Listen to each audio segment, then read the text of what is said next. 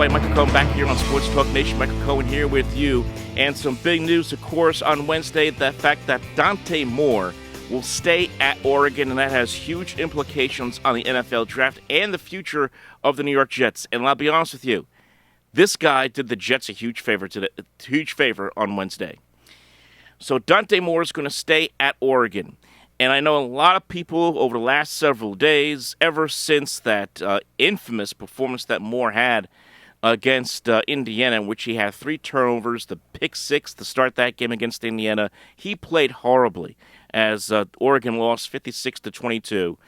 And at that point, pretty much assured that when it comes to the NFL draft, the Las Vegas Raiders are most likely going to take Fernando Mendoza number 1. We knew that was going to happen when Week 18 was finished, and it was pretty much obvious at that point in that game, in that semifinal game between Oregon and Indiana. So really, at that point, the question was, do the Jets really want to draft Dante Moore just because he's a quarterback? Or do they pass at him? Are they willing to trade that pick if he is sitting there, Moore is sitting there, and all that pressure? Well, all that pressure is now gone. And I say thank goodness. Because Dante Moore, not only, and I know a lot of people want to say he did this to avoid the Jets, I think this is more about him needing to develop.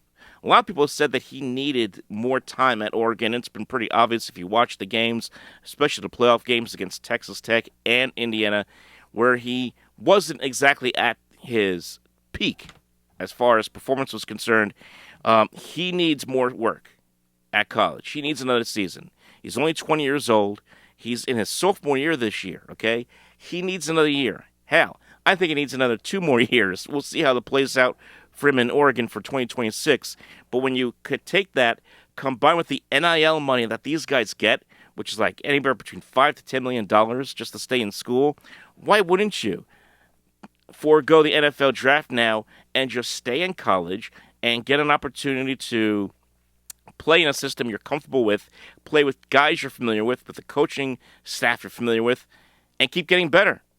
It just improves your own stock.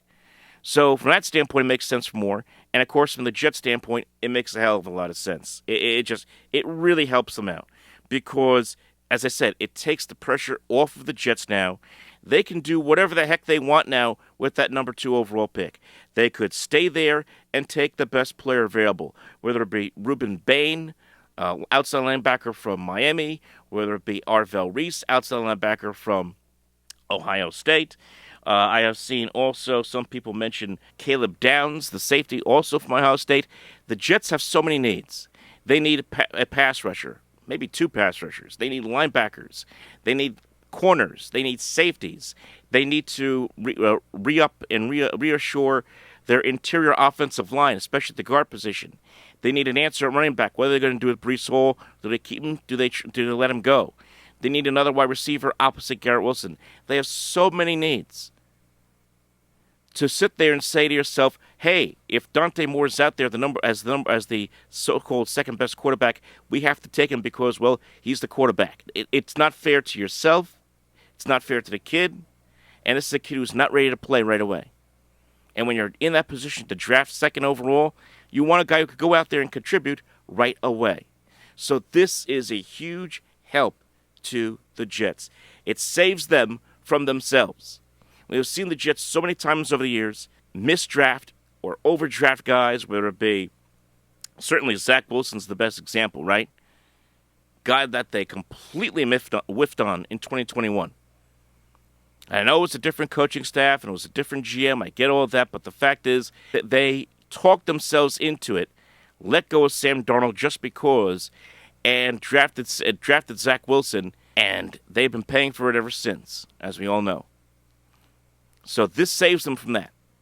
It saves them from that same kind of thing. And heck, I don't know what Dante Moore is going to be in the NFL if he comes out in 2027 next year. He could turn out to be great. Maybe he ends up on the Jets in 2027.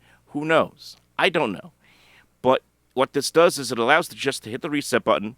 If you wanted to take a quarterback, let's say second, third round, Ty Simpson's sitting there from Alabama, or Trinidad Chambliss is sitting there second round, third round, you want to take a flyer on one of those guys, go right ahead. Because I'm going to tell you right now, there is no perfect formula. as we all know, when it comes to quarterbacks. You can find the guy in the 6th round. You can find the guy in the 7th round. You could find the guy with the first overall pick. It does not matter at the quarterback position where you find the guy. Once you find that guy, that's all that matters. So, to me, you take a flyer, let's say 3rd round, late 2nd round on a Ty Simpson, let's just say that, all right? And see what happens. You're not going to start him. You go out there, you sign a veteran like a Marcus Mariota, like a Kirk Cousins is going to be out there, but more likely, I think he probably goes back to Minnesota. That's just my opinion. Kyler Murray could be available either free agent or via trade. Not the greatest personality in the world, but he could be out there. Mac Jones could be available back up with the 49ers, could be available via trade. That would be interesting because, again, Jones has been in the Shanahan offense the last couple of years now, like Sam Darnold was a couple of years ago. Maybe Mac Jones has learned a few things down there with Kyle Shanahan in San Francisco, and you bring him in, maybe he has a career turnaround. You never know. I'd rather roll with a veteran, a journeyman who has been around, knows what he's doing, and gives you a chance, a legitimate chance, to win some games.